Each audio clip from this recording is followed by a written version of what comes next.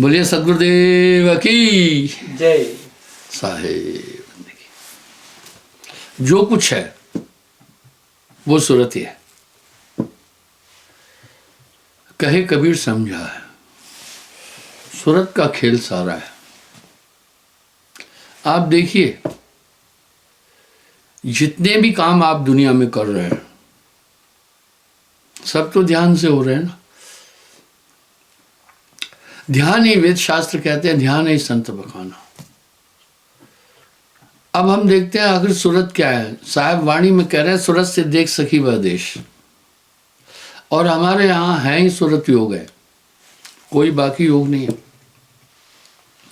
अब सूरत को कैसे संभालें, मुख्य चीज ये है।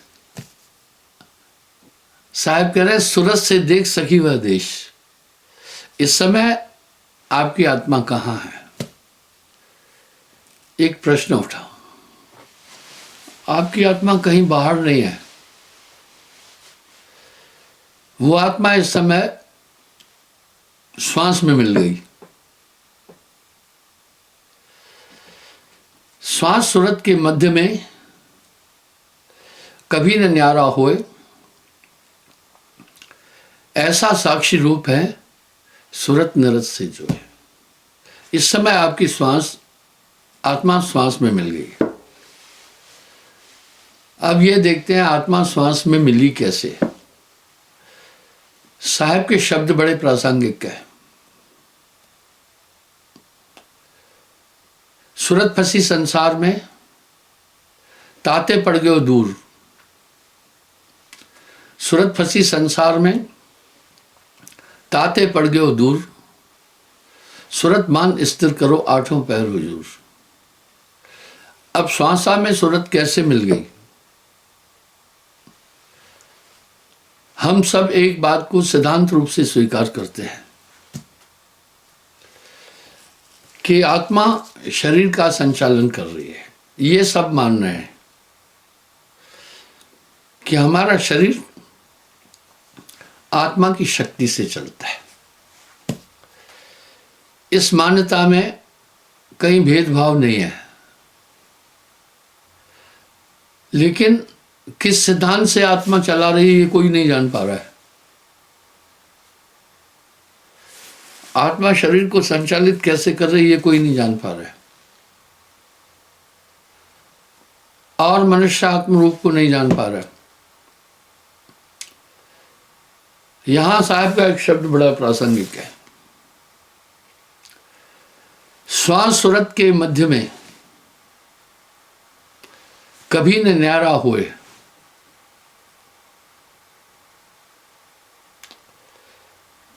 ऐसा साक्षी रूप है सूरत निरत से जोए। थोड़ा सा इशारा चाहिए कि हमारी आत्मा कहाँ है। वस्तु कहीं ढूंढे कहीं,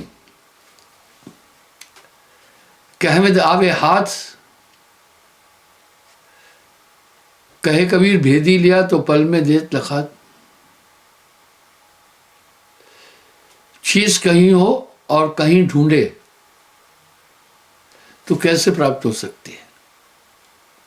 हमें देखना है, हमें एक इशारा चाहिए, हमें दो चीज। पहली बात, भाई किसी का आदमी खो जाता है, वो ज्ञापन देता है, अखबार में सूचना देता है, साथ में फोटो देता है। भाई इस शक्ल सूरत का मेरा बाप था या बेटा था या भाई था, गुम हो गया है। कृपा करके हमें, अगर आपको कहीं मिल जाए सूचित करें, हम आपको इनाम भी देंगे। या आप उसको यहाँ लाएं, आने जाने का किराया भी दे देंगे। तो उस आदमी ने पहले फोटो भेजी। हमें आत्मा को जानना है, पहले जानना है आत्मा की फोटो, आत्मा कैसी है। जब तक हम ये नहीं जान रहे हैं तो फिर हम आत्मा को कैसे खोज सकते हैं? और हमें ये देखना है आत्मा कहाँ है। अब जब आदमी गुम हो जाता है तो उसके घर के गार्जियन लोग ये लिखते हैं कि संभवतः वो इस एरिया में था, यहाँ गुम हुआ है। हमें यह जानने की ज़रूरत है आत्मा कहाँ है। ये बड़ी यूनिक बात है। आत्मा कहाँ है पहले ये जानना होगा। आत्मा कहीं बाहर नहीं है, आपकी आत्मा इस शरीर में है। जब हम सब ये मान रहे हैं कि आत्मा शरीर का संचालन कर रही है, आत्मा के द्वारा ही हमारा शरीर संचालित हो रहा है, तो इसमें भेद क्या है फिर? यही है ना, कहीं आत्मा शरीर में है। हमें इशारा चाहिए थोड़ा, आत्मा कहाँ है। और हमें ये जानना होगा आत्मा कैसी है। हमें पहले ये जानना होगा आत्मा शरीर को कैसे चला रही है। इसका मतलब है जब आत्मा हमारे शरीर को चला रही है तो हमारी इंद्रियां भी शरीर का अंग है, हमारा मन भी शरीर का अंग है, और हमारे शरीर में जो कुछ है, जो एक्टिव हो रहा है, वो सब आत्मा की शक्ति से हो रहा है। तो हमारे शरीर में काम भी है, क्रोध भी है, लोभ भी है, मोह भी है, अहंकार भी है। क्या ये आत्मा का स्वभाव है? क्या नहीं, ये प्रकृति और माया का स्वभाव है। ये शरीर की वृत्तियां हैं। आत्मदेव उनको भी काम करने के लिए ताकत दे रहा है। आप जाने, कोई आदमी अगर धन आतंकवादियों के संचालन में दान में देता है, धन तो दिया, बांधा जाएगा। इसी तरह आत्मा अपनी शक्ति से इस शरीर में रहने वाले मत्सरों को भी ताकत दे रही है। जो आदमी बलात्कार करने जा रहा है उसको भी ताकत दे दी, जो चोरी करने जा रहा है उसको भी आत्मा ने ताकत दी, जो ठगी बेईमानी करने जा रहा है आत्मा ने उसको भी ताकत दी। क्या हमारी आत्मा इस तरह की है? नहीं। व्याख्याकारों ने आत्मा की जो व्याख्या की है वो बड़ी स्पष्ट है। आत्मा निर्लेप है, प्रकृति से पार है, पंचतत्व से पार है। तमाम शास्त्रों और धर्मों में आत्मा की वृत्तियों की व्याख्या है, और यही व्याख्या गोस्वामी जी ने रामायण में भी आत्मा की व्याख्या की है।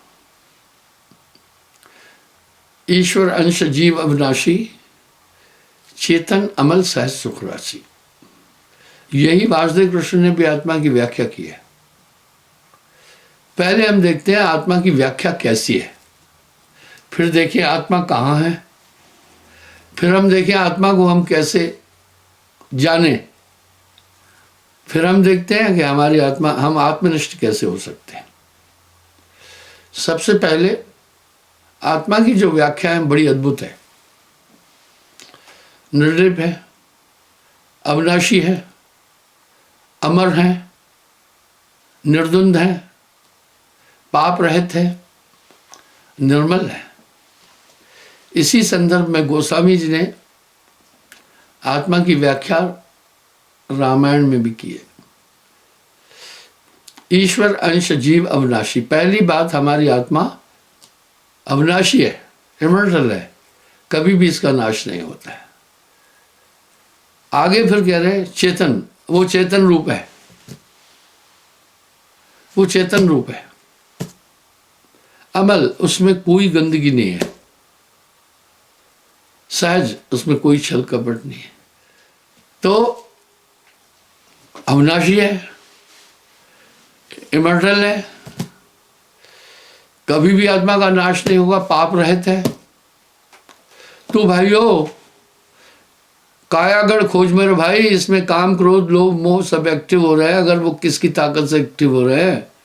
आत्मा बंधन में ऐसे ही थोड़ी है, जरूर जरूर कहीं ना कहीं आत्मा का कुछ फॉल्ट हो रहा है।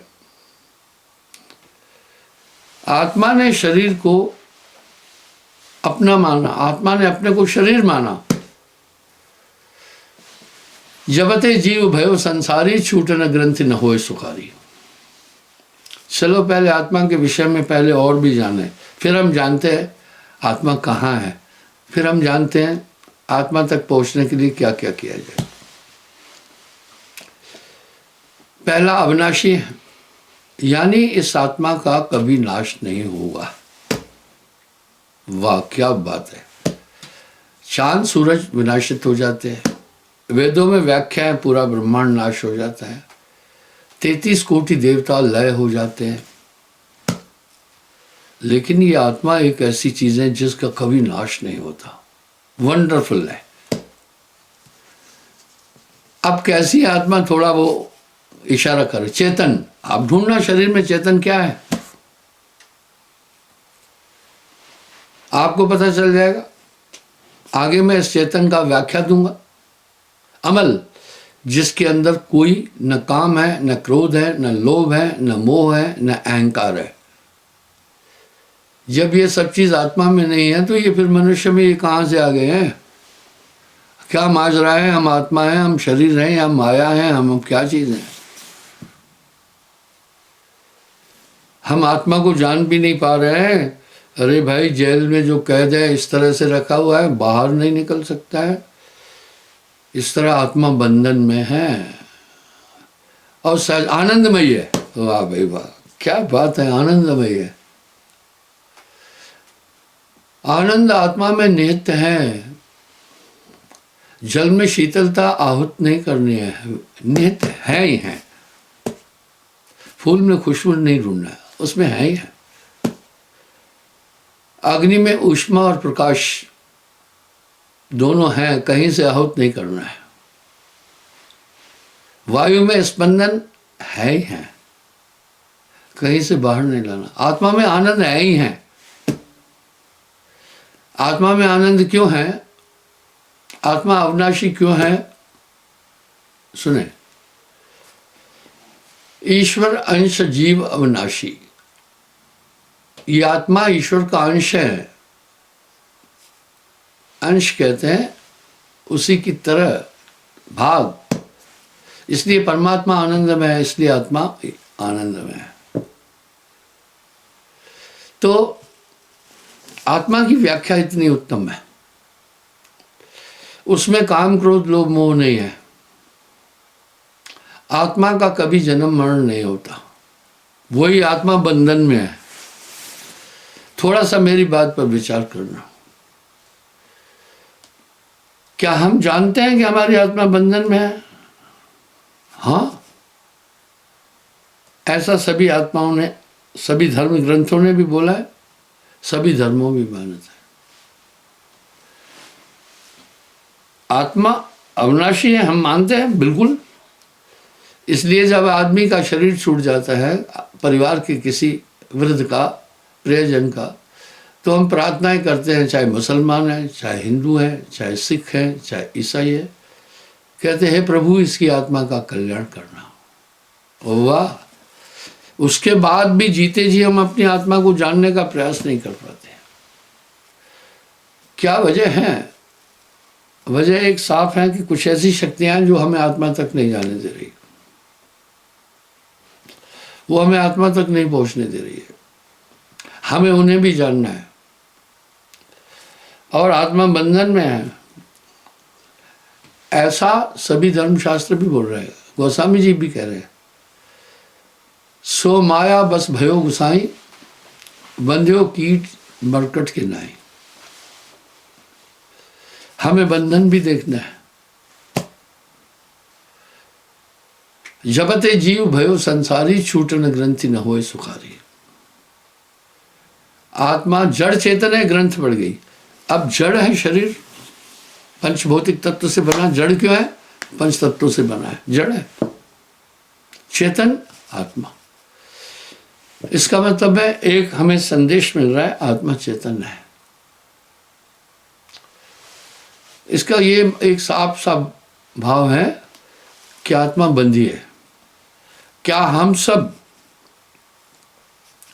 सिद्धांत रूप से मानते हैं? क्या? हाँ, मान रहे हैं, आत्मा बंधी है। इसलिए हर धर्म के धर्मशास्त्रों में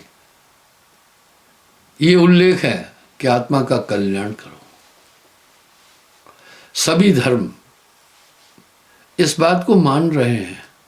हमें रुकावट देखना है कहां पर है। हमें ये देखना है आत्मा और शरीर की गठान कहां लगी है, वो गठान कैसी है। बंधुओं, ऐसा ही मान्यता दुनिया के सभी धर्मों की, उसके बाद भी आदमी के कान पर जूं नहीं रेंग रही है, वो ऐसा ही है। छोटे बच्चे कभी नहीं पढ़ना चाहते, आपको इसका अनुभव होगा। पर माता पिता क्यों पढ़ाते हैं? वो जानते हैं पढ़े लिखे बिना इसका जीवन अंधकार में है। वो कभी पढ़ने की लालसा नहीं करता है, अज्ञान के कारण। इसलिए ये जीवात्मा आत्मा तक क्यों नहीं जा रहा है? कस्तूरी कुंडल बसे, मृग खोजे बनमाए, ऐसे घटघट साइयां मूर्ख जानता। अब आत्मा प्राणों को धारण करके दुनिया में आनंद ढूंढ रही है और संसार में आनंद नहीं है। कहत कबीर सुनो भाई साधो, वाह साहब कह रहे हैं, कहत कबीर सुनो भाई साधो, उलझ फुलझ मर जाना है। संसार में आनंद है ही नहीं। चलो फिर भी देख रहे हैं सभी सुख और आनंद को ढूंढ रहे हैं। संसार के आदमी ने आनंद क्या मान लिया है? विषय, इंद्रियों के विषय। कभी ये आदमी अच्छा खाने के से कहता मजा आ गया, आनंद आ गया। कभी ये रमणीक दृश्यों को देखता है, नैनाभ्रम दृश्यों को देखता है, कहता है भाई कश्मीर गया था, मजा आ गया। कभी ये ऐसे ऐसे स्थानों पर जाते हैं जो ठंडा है, गर्मी में कहते भाई मंसूरी गए वहाँ मज़ा आ गया, कश्मीर गए वहाँ मज़ा आ गया, शिमला गए वहाँ मज़ा आ गया। क्या मज़ा आया? किसको मज़ा आया? त्वचा को। यानी हम जो भी आनंद ढूंढ रहे हैं शरीर से संबंधित है केवल। फिर आदमी क्या करता है? विषय विकार करता है, कहता है आनंद आ गया। ये कैसे आनंद है? सब तो क्षणिक है, सब क्षणिक है। और पूरा जीवन ये इन्हीं विषयों में आनंद ढूंढ रहा है।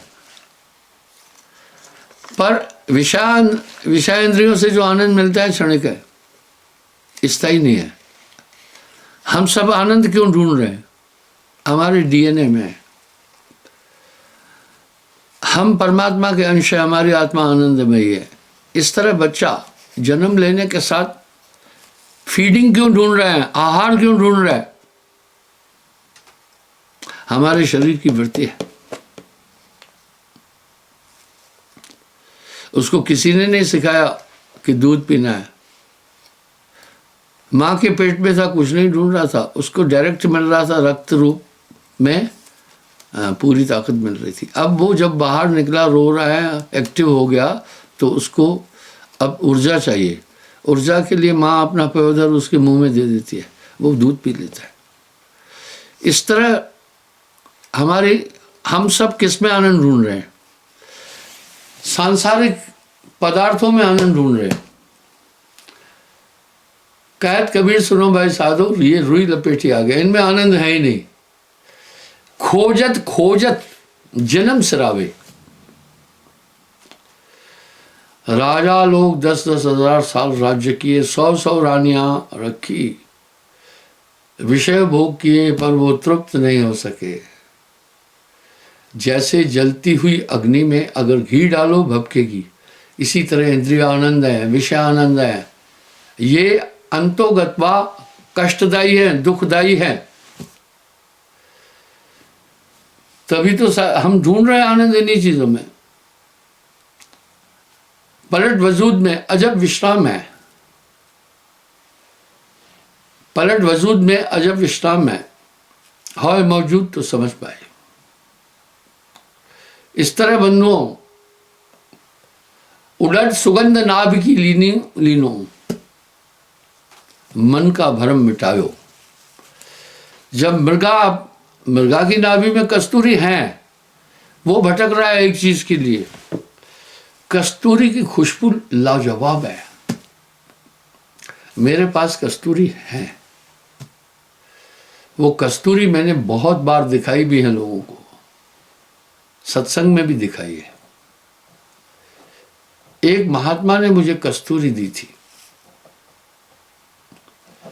उसने नेपाल की रानी का कहीं इलाज किया था। महात्मा वेद का काम करता था, आपके बिहार साइड का ही था, देवरिया से कहीं आगे। उसने मुझे ये कस्तूरी करीब 25 साल पहले दी थी। यथार्थ खुशबू कस्तूरी में है और बड़ी मोहक है।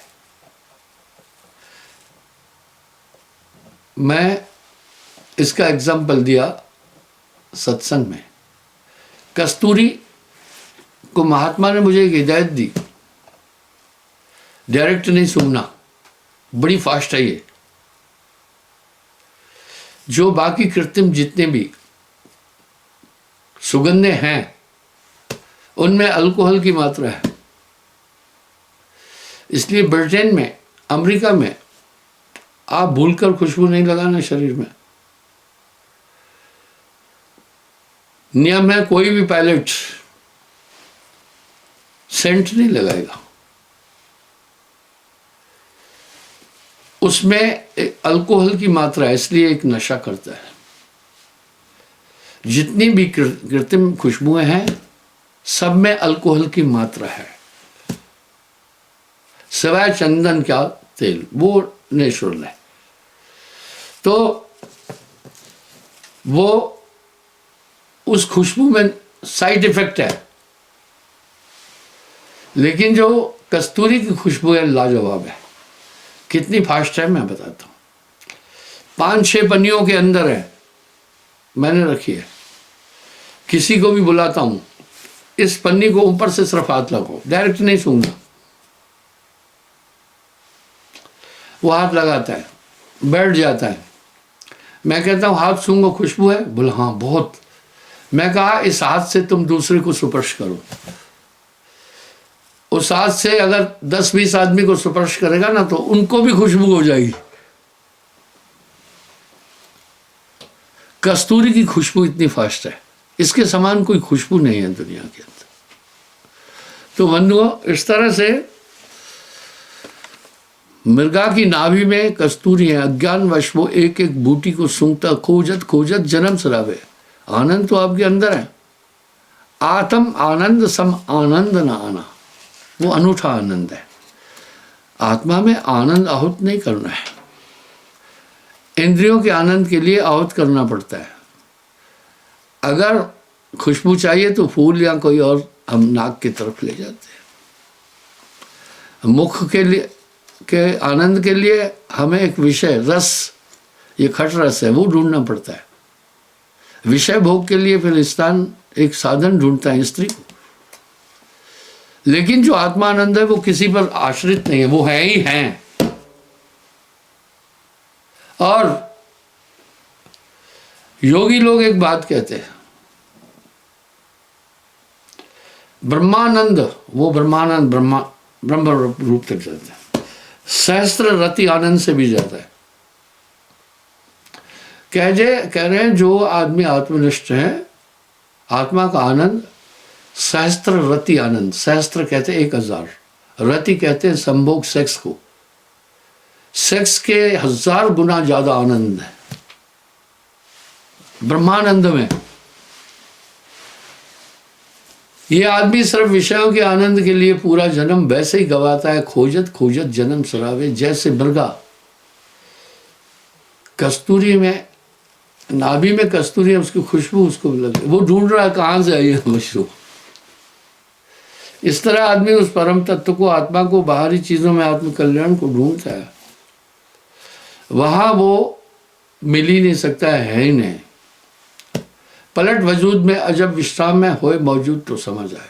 अब हम देखते हैं आत्मा कैसी है। यानी आत्मा आनंद से परिपूर्ण है। आत्मा के लिए कहीं से आनंद आहूत नहीं करना है। अब पहला हम देखते हैं आत्मा कहाँ है? शरीर में है प्रकट पर सूझत नाहीं, सदगुरु सैन सहारा है। बॉडी में है आत्मा, कहीं बाहर नहीं है आपकी आत्मा। और हम सब सिद्धांत रूप में ये मान रहे हैं कि आत्मा ही शरीर को चला रही है। अब देखिए आत्मा कहाँ है। अब यहां साहब एक शब्द कह रहे, चेतावनी दे रहे, वस्तु कहीं ढूंढे कहीं, वस्तु कहीं ढूंढे कहीं, कहविद आवे हाथ। अरे चीज कहीं है, ढूंढे कहीं, कहाँ मिलेगी फिर? मनुष्य आत्मा के कल्याण के लिए पता नहीं कहाँ कहाँ दौड़ रहा है। आत्मा का कल्याण किस में? आत्मा को जानने से आत्मा का कल्याण है। आत्मज्ञान समज्ञान ना वो कहीं पहाड़ों में नहीं है, कहीं नदियों में नहीं है, कहीं पत्थरों में नहीं है। आत्मा आप में ही तो है। तेरा साईं तुझ आत्म में परमात्म दर्शे, आपकी आत्मा में ही परमात्मा है। परमात्म में ध्यान। अब देखते हैं आत्मा कैसी है। आत्मा चेतन रूप है। ढूंढो शरीर में चेतना क्या है। इसीलिए साहब सुरत योग को स्थापित किया। आप अभी मुझे सुन रहे हैं, मुझे समझ रहे हैं, मुझे देख रहे हैं। अगर आपका ध्यान कहीं चला जाए सब मामला ठप है। फिर जो कुछ है वो सूरत है, ये चेतन है। ढूंढो शरीर में क्या है? चेतन, ध्यान। इसलिए ध्यान ही वेद शास्त्र कहते हैं, ध्यान ही संत बखाना। इसी को एकाग्र करना है। सभी तो यही बात बोल रहे हैं, कैसे एकाग्र करना है आगे बोलूंगा। अब आत्मा क्या है? चेतन स्वरूप है। उसका रूप भी सामने आ गया। कहाँ है? शरीर में है। शरीर में कहाँ है आत्मा?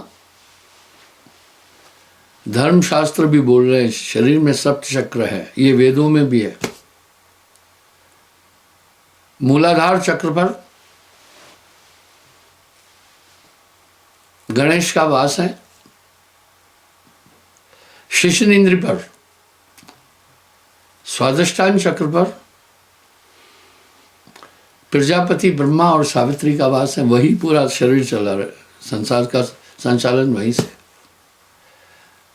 तीसरा मणिपूर्वक चक्र नाभि में है। वहां पर विष्णु जी है पालन करता। वहीं से ही पूरा रक्त वगैरह बन रहा है, पूरे शरीर में संचालित हो रहा है। आदमी को खुद कुछ भी नहीं पता है काया के बारे में। चौथा अनहद चक्र है हृदय में। वहां शिव का वास है। और तमोगुणी अहंकार उससे उत्पन्न होता है, जिससे आप कह रहे हैं मैं हूं, मेरी माँ है, मेरा भाई है। ये बीमारियां आपको क्यों लगी है? माया, मन और माया के कारण। मैं हूं, जब आदमी कह रहा है मैं हूं, तो अपने को शरीर मानता है। मेरी ये बीवी है, मेरा ये भाई है, मेरा ये पिता है, ये मेरा बेटा है आदि। देखिए ये सब अहंकार से उत्पन्न होते हैं। इस शरीर में आपको बांधने के लिए बड़े यत्न किए। और कंठ में आदि शक्ति है, सरस्वती है। आप बोलते जा रहे हैं, वर्णमाला वो बना रही है। और आज्ञा चक्र में आत्मा है, छठा चक्र है। इसलिए सभी आज्ञा चक्र में ध्यान रोक रहे हैं। सीधी बात है कि हमारी आत्मा का वास आज्ञा चक्र में है और हमारी आत्मा चेतन है। अब यहां पर ही आत्मा श्वासों को धारण करती है। आपकी श्वास खुद ब खुद नहीं चल रही है। आज्ञा चक्र में एक दिव्य चेतना है जो श्वास ले रही है। वो श्वास नाभि में जाता है और वहां पहुंचकर 10 वायु बन जाती है। अपान, समान, उदान, प्राण, सर्वतन, व्यान, देवदत्त, कृत्किल, नाग, धनंजय, सबल आदि। इसी से बॉडी चल रही है। इस सिद्धांत से आत्मा आज्ञा चक्र में है। अगर आप थोड़ा बैठकर देखेंगे तो आपको वहां लगेगा सांस खुद नहीं चल रही, कोई ताकत ले रही, आदत बन गई है। आत्मा का ठिकाना मिल गया आज्ञा चक्र में, और जड़ चेतन की ग्रंथि यहीं से बनी। आत्मा श्वास में समा गई। जब आत्मा श्वास में समा गई तो श्वास नाभि में पहुंची और 10 वायु बनी। अपान वायु से मलमूत्र बाहर हो रहा है शरीर में।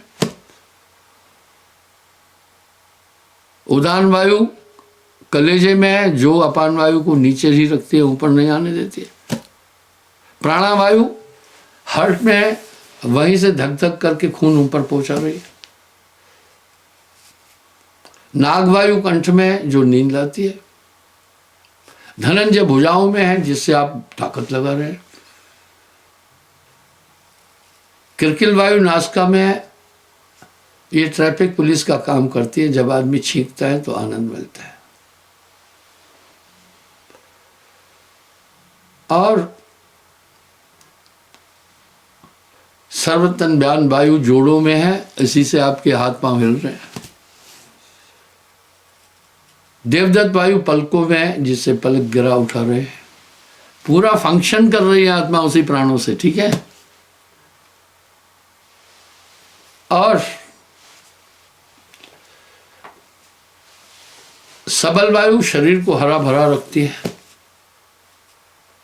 मरा हुआ आदमी कुंभला जाता है। समान वायु मरने के 24 घंटे बाद निकलती है, शरीर को मोटा होने से बचाती है। इसलिए वो वायु निकलने के साथ ही शरीर फूलता है। पूरा खेल तो श्वास। इस तरह आत्मा शरीर को ताकत दे रही है। आपके बल्ब में जो करंट और रोशनी आ रही है, अब वो कैसे आ रही है? बल्ब शीशे का है, साफ होता है शीशा, उसमें वायर है, वो जलती है अंदर से। और वो जो ग्लास है अलग किस्म का है, वो उसको ग्लो करता है, बढ़ाता है। आपके पूरे कमरे में रोशनी आए। वो कहाँ से? उसका स्विच है, वहाँ से आपने पावर सप्लाई किया। स्विच में पावर कहाँ से आया भैया?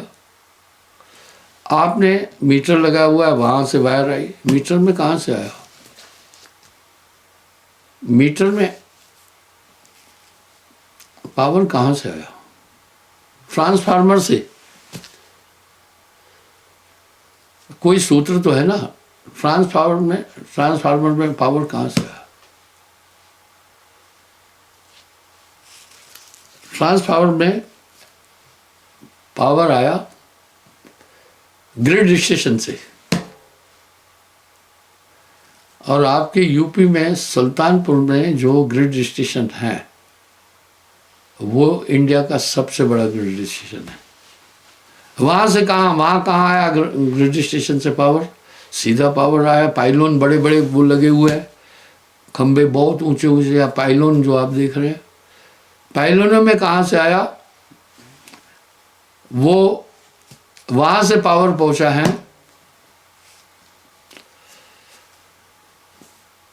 संयंत्र से। या तो वो एटमिक है, या तो हाइड्रोलिक है, या तो वो थर्मल सिस्टम है, यानी पानी। अब थर्मल सिस्टम में पानी से आया। पानी ने क्या किया? टरबाइन को घुमाया। टरबाइन के अंदर बड़े बड़े मैग्नेटिक प्लेट्स लगे, वो ऐसे करते हैं, इसके द्वारा बिजली उत्पन्न होती है। सीधी वो फिर आ जाती है परिशुद्ध होकर के हेड में। कुछ लोग अज्ञानवश कहते हैं जिस पानी से बिजली निकाली गई वो काम का नहीं है। अरे मेरे भाइयों, पानी के अंदर से कोई बिजली नहीं निकाल सकता है। उनके नीचे पंखे लगे हैं, जैसे बम के पीछे है। पानी ऊपर से छोड़ते हैं, उसको घुमाता है, रिवॉल्विंग करता है। जब वो घूमते हैं तो वो मैग्नेटिक जो प्लेटें हैं आपस में टकराती है, बिजली उत्पन्न होती है। वहाँ से फिर उसको लेकर के पाइलोन में भेज देते हैं बड़े बड़े, और वहाँ से जहाँ परिशोधित होती है वहाँ जाती है। वहाँ से फिर परिशोधित होकर के आ जाती है हेड में। मेरे कहने का ये भाव था, पानी के अंदर से बिजली नहीं निकली है, पानी ने तो बड़े टरबाइन को घुमाया अपने फोर्स से। अब वो किससे चलता है? गैस से। बिजली के कोयले को पहले जलाते गैस उत्पन्न होती है, गैस हीट करता है टरबाइन को। वो महंगा है क्योंकि काफ़ी कोयला जलता है उसमें, पर पानी वाला सस्ता है। एक बार डैम बना लो, सस्ता है सबसे, एटमिक भी है कुछ। इस तरह बिजली पैदा हुई। आपके अंदर जो शक्ति है ये आत्मा से आई, और शक्ति का स्रोत था श्वास। इसलिए गोस्वामी जी रामायण में भी कह रहे हैं, सोहमा आस्मे चितामृति अखंडा दीप शिखा सोई परम प्रचंडा आत्म अनुभव सुख प्रकाशा तब भव मूल अविद्या नाशा। इस तरह हमारे शरीर का संचालन आत्मा कर रही है। अगर आपने किसी को तमाचा मारा ना, तो आत्मा इन्वॉल्व है, आत्मा ने हाथ में धनंजय वायु दी, इसलिए आत्मा अपराधी बन गई। अरे जो आदमी आतंकवादियों को फंडिंग कर रहा है, पैसा दे रहा है, वो भी तो आतंकवादी हुआ। जो शिक्षा दे रहा है, ट्रेनिंग दे रहा है, वो भी तो आतंकवादी हुआ। जो उनको शेल्टर दे रहा है, वो भी तो आतंकवादी हुआ। जो उनको शस्त्र दे रहा है, वो भी तो आतंकवादी हुआ। इस तरह आत्मा इन शरीरों को, इन सब अंगों को चलाती है, और इसमें कर्ता मन है। जो मन कहता है आत्मा वही कर रही है। मन के 4 रूप है, मन बुद्धि चित्त अहंकार, इनके द्वारा आत्मा संचालित हो, यानी मन इन्हीं के द्वारा कार्य कर रहा है। ये कोई भी अच्छा काम करने वाले नहीं है। इसलिए ये जीवात्मा बंधन में है। जीव बड़ा बा लूट में, ना कुछ लेन न देन। अब सवाल उठा, कोई योग कर रहा है, कोई चक्र भेदन कर रहा है, कोई चक्र शोधन कर रहा है। भाई वो काम नहीं बनने वाला इससे। इस आत्मा को गुरु जगा देता है। और हमारे यहाँ सुरत योग है, ये सुरत फंसी संसार में, ताज से पड़ गए दूर। जब आत्मा को जगा देता है, सुरत को चेतन करता है, तो फिर आत्मा शरीर में रहकर भी मन के कहने पर नहीं चलती है, पाप नहीं करती है, और पापिष्ट कर्मों से दूर रहती है। ये कर्म की फांस में संसार बंधा हुआ है। और गुरु सूरत योग में बताता है ध्यान कैसे श्वासा को नियंत्रण करना। भैया दूध का परिचय क्या, दही घी का परिचय क्या है? घी भैया रहता है दूध के अंदर। जैसे दूध दधि माखन बिना मत भेद न घी का, इस तरह श्वासा में है आत्मा। और श्वास हम ईंडा पिंगला से लेते हैं। इसलिए साहब ने इस पर बहुत बड़ी आइडियोलॉजी बोली है। श्वास सूरत के मध्य में कभी न न्यारा होए, ऐसा साक्षी रूप है सूरत ने रस से जो है।